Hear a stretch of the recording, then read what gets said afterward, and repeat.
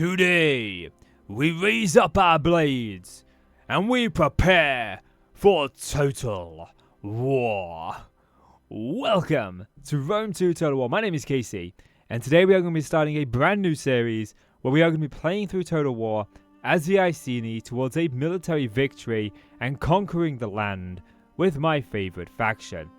Now, a small disclaimer before we get into this series is I do like the franchise of Total War, but I'm still relatively new to it and I don't fully understand how it works. I've always wanted to get better at this game and learn it. So that is exactly what this series is about. It's about learning the game and understanding the game, and for that specific reason I'm actually going to be playing on easy so that I can understand the game. I do want to do some series in the future on legendary difficulty, as I always like to play my games on the hardest difficulty. But I need to learn how to play the game first, and so easy is where we're going to begin. We're going to begin with my favorite faction, the one I've played the most of, and that is the Iceni. I am British, and this is the only British faction that I can actually find, so we are definitely going to be using it. So, without any further ado, let's go to war! Enjoying the content? Then consider subscribing. Leave us a like, and if you're feeling extra generous, support us on Patreon so we can buy some Scooby snacks. Thanks! It looks as if our first objective has been issued. Ascend to my bold undertaking. From humble beginnings come great things. Take your first step and establish a foothold from which to launch your people to greatness. Control 8 settlements either by direct ownership or through military allies. And we get 2.5 grand for doing just that. Now I am playing with only one mod installed, and that is 12 turns per year. I like my years to go by a little bit slower than what the game actually takes them by, and I like the 12 turns per year mod. So beginning out, we have a few things. We've got this army over here. We've also got this army in the capital right here. And I'm not a big fan of where these armies are. But let's just roll it back a little bit and look at the 8 settlements that we need. So, I think the first order of business will be to take out the British Isles and Islands. We can get 1, 2. There's another one here, 3. I only believe there's 1 up here, so that's 4. And then we got 1 over here, so that may be 5. Oh yeah, there's a 5th one there. So we'll get our 5 there. And at some point we are going to need iron, so we might need to track down a place that has it. That one's got wood. That one doesn't show what it has. No, that one doesn't either. So none of these have wood. So we are going to have to figure out a way to get over here. And I feel like probably taking this settlement would be our best place when it comes to mainland Europe, going in this direction. But before I even consider crossing the ocean, because we can leave from our capital, look. We can leave from our capital shore, and we can board the shore here. So it's a short passageway across. There's also a passageway there to over here, leading us into this land. But this looks like a walled settlement, so taking this would be difficult, but it would give us a strong foothold if we were able to take it. But again, this is getting ahead of ourselves. I'm just getting a rough idea for how I want my progression to go. But we should probably start with expanding the city, and if we right click we can actually see where this goes. Now I do apologize if my voice sounds a little bit off. I am recovering from a throat infection and I've still got a bit of a tickle. Like this one allows us to go down the spear band all the way to the chosen sword band. So that's a good option. This one allows us to get Jack Diddley Squat. Not a good option in terms of military. And this one, yeah, we can get some ballistas. We can get some siege equipment, which may be useful in the future. But to begin with, I definitely think we want this artisan's lodging. But I also would like, if we go to the enclosed land, the stables here. But to get the stables to be able to recruit ourselves these, we need the tech cavalry tactics. So, we'll go ahead and we'll get the artisan's lodging. That seems like the perfect starting point, the artisan's lodging like so. Then we can go into technology, and we can look for that. There is cavalry tactics. And begin researching that. It's going to take us 21 turns to get there, but at least we'll get there. And we may as well upgrade our settlement as well. Now I'm going to take our spy. I'm actually going to move him over here into hostile territory.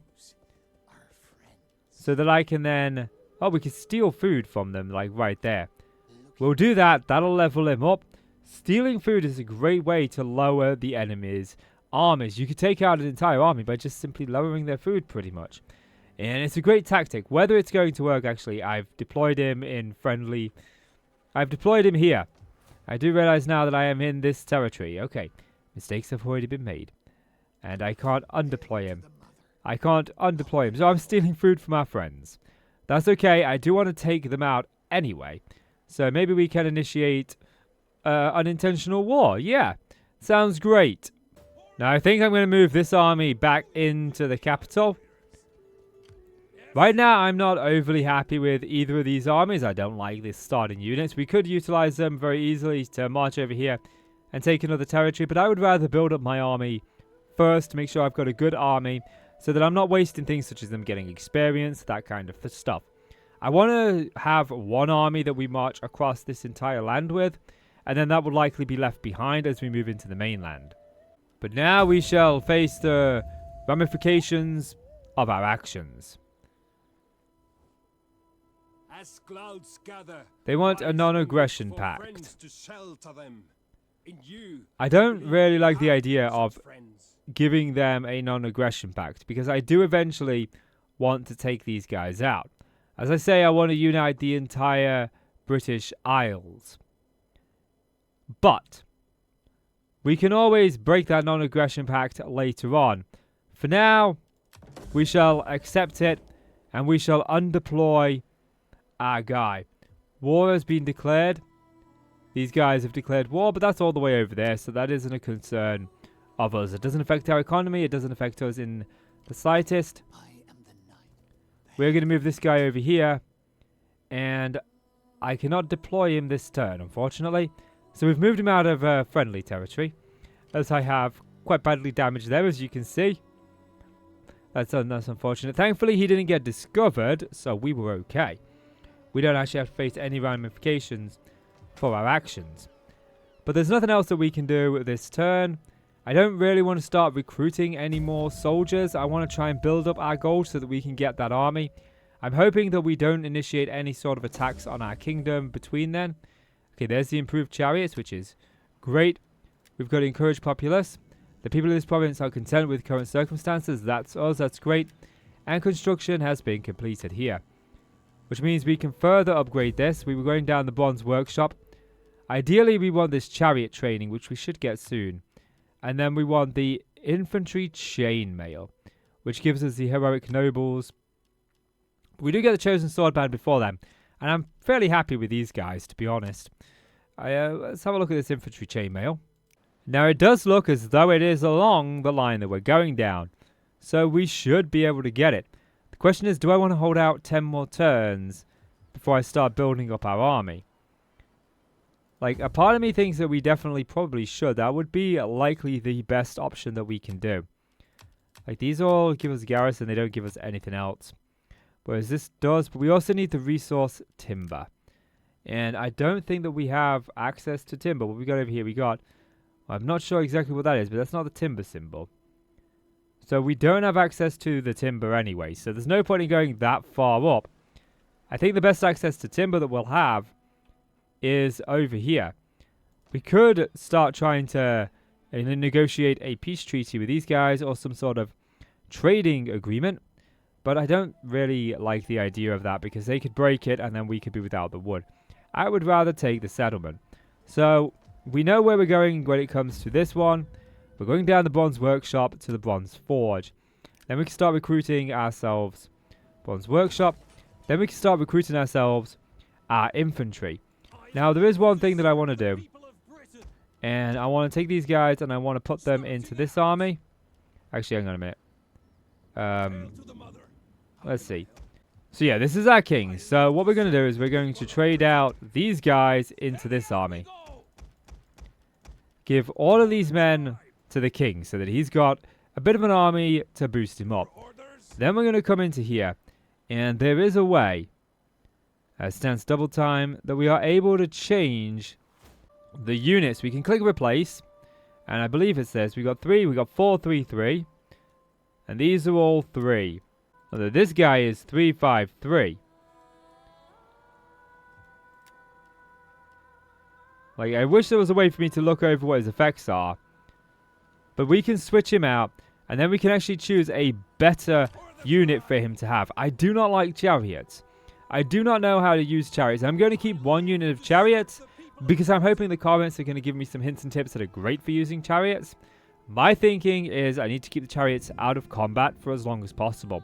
But if there is 2 units that are engaged, it's particularly melee units, so we're looking at maybe the Levy Freeman or the swords, particularly swords, and then I charge the chariots into those.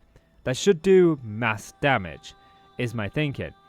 But I do concern about charging them into Freeman because spears against any sort of cavalry is usually a no-no. But I don't know if the same would apply to the chariots. Logically, I am told that spears should take out chariots, but game mechanics tell me that maybe they don't. It's one of those things that I don't trust games all the time with their mechanics. Anyway, we're just sort of sat here doing nothing. Let's go ahead and end our turn. Dagamos. This character has returned home from military command and will encourage the faction politics until called upon to lead your forces once again. Food shortage. All the Iceni. There is a shortage of food across your land. The people struggle to eat and whisper of, oh, geez, man. Someone is stealing food from us. That's okay. If we deploy him to steal food, then we are good for food. Now we can also go ahead and go here, log. And this is -1 public order and squalor. But it's also some food. Oh, it's not. No, it's no food. This one is food. It's 6 food. So perhaps we go with fisherman huts. That'll solve our food problem. I do definitely think that there is a spy somewhere in our land stealing our food. That makes a lot of sense. The people are happy and content despite the fact that they're starving. And construction has been completed. Now I don't think there's anything else to do this turn. Hopefully we recover. Let's go ahead and end our turn. Okay, the Brigantines have joined forces with our enemy. Okay, chariot training is done. Attribution report. Yes, that's from the lack of food, unfortunately. And our guy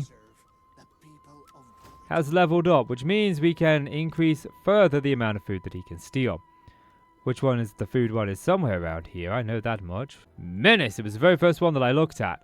So he's going to be stealing even more food. These guys typically tend to be able to keep up with food, I've noticed. But when we move up here, these ones struggle. So it should help us out there. We should replenish our troops fairly quickly, as we're no longer starving. We got 1 more turn until the Bronze Workshop is done. And we've got a little bit until the chariot training is done. So we won't be able to upgrade too much. But we will be able to hopefully get our stables up and running soon too. And so another turn cometh and another turn goeth. Yeah, nothing much to report here. Construction complete. That's great. That's our Bronze Workshop done. The populace is great. War declared. That's war over there. That shouldn't concern us just yet. We don't need to be concerned about that. We're still making good on food. We should finish the construction next turn, yes. We are held up by the chariot training in terms of the research. And I want to just quickly look like... Yeah, we are definitely getting the chosen stuff next. So there's no point in getting a bunch of these spearband. I don't think that's going to help us out any. So just again, there's nothing left to do. We just end our turn. And a war ended. That was quick. Trait gained. Again, these guys are just gaining traits left, right, and center. We're very happy within our populace. Construction is complete. And these guys have declared war. Now, we have a peace treaty, so we don't need to be too concerned about them. We could upgrade this even further. And what is, like, the public order? The public order is great. Like, we can afford a little bit of squalor for our food. For sure. And that does give us a bit of a garrison as well here, should this place be attacked. But I don't want to waste our gold. We are currently working up our gold. We can expand a little bit here. And we want to go down the stables eventually, don't we? Yeah, because we want these. What do we need for this? We just need the cavalry tactics for the heroic riders. We don't actually need anything. So, like, definitely, we want to go down the enclosed land. So, let me talk you through kind of like how I'm positioning myself within the British Isles and what my thought process is, and then you can let me know if this is a good idea or a bad idea. This is the capital, and I want this to be where a lot of our military buildings are. So we'll be producing the siege weapons, the troops, and the stables all here. So all of our men will come from this particular settlement. Now, the rest of these settlements over here, moving up here, and into Ireland, I want to position as major food for our nation, major income for our nation. I want these to be focused more on propping up the economy of our nation.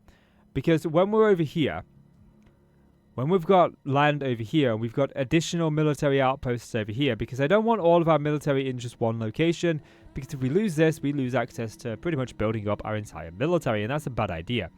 But I'm thinking in the sort of early game long term here, that when we move over here, we'd have another settlement, perhaps this one, also being military. That way, if this does start to get taken, we can very quickly move our new military in from our secondary backup one with it being so close. Also, if we decide to attack Europe, we can pump out a new army here, we can pump out a new army here, and we're pumping them out very close together. That's my thinking. There. And then we can sort of have a couple of other military bases on mainland Europe and spread it out like that.